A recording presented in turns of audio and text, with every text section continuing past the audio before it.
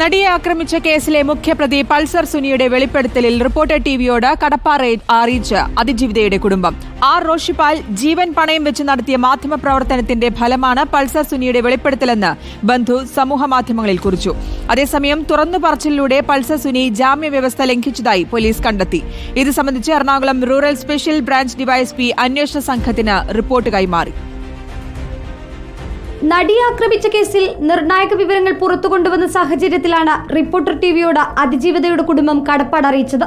മുഖ്യപ്രതി പൾസർ സുനിയുടെ വെളിപ്പെടുത്തൽ പലരുടെയും കാഴ്ചപ്പാടുകൾ മാറ്റാൻ വഴിയൊരുക്കിയെന്ന് അതിജീവിതയുടെ ബന്ധു സാമൂഹ്യ മാധ്യമത്തിൽ കുറിച്ചു. സ്വന്തം ജീവൻ പണയം വെച്ച് റോഷിപാൽ നടത്തിയ മാധ്യമ പ്രവർത്തനത്തിന്റെ ഫലമാണ് പൾസർ സുനിയുടെ വെളിപ്പെടുത്തലെന്നും കുടുംബം പറഞ്ഞു. സാമൂഹ്യ മാധ്യമങ്ങളിലൂടെ ഒരു വിഭാഗം നടത്തുന്ന ആക്രമണങ്ങൾ പാരിതോഷികങ്ങളായി കാണണം.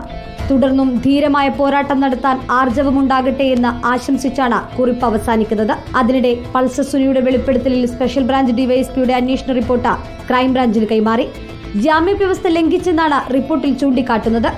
കേസുമായി ബന്ധപ്പെട്ട വിവരങ്ങൾ മാധ്യമങ്ങളുമായി പങ്കുവയ്ക്കാൻ പാടില്ല എന്നാണ് പ്രധാന ജാമ്യവ്യവസ്ഥ. പൾസർ സുനിയുടെ വെളിപ്പെടുത്തൽ വിശദമായി പരിശോധിച്ച അന്വേഷണ സംഘം പോലീസ് റിപ്പോർട്ടും പരിശോധിക്കും.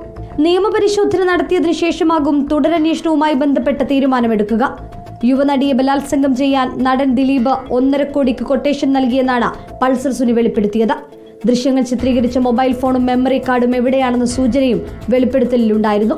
ഈ സാഹചര്യത്തിലാണ് വെളിപ്പെടുത്തൽ പോലീസും അന്വേഷണ സംഘവും വിശദമായി പരിശോധിക്കുന്നത്. റിപ്പോർട്ടർ, തിരുവനന്തപുരം.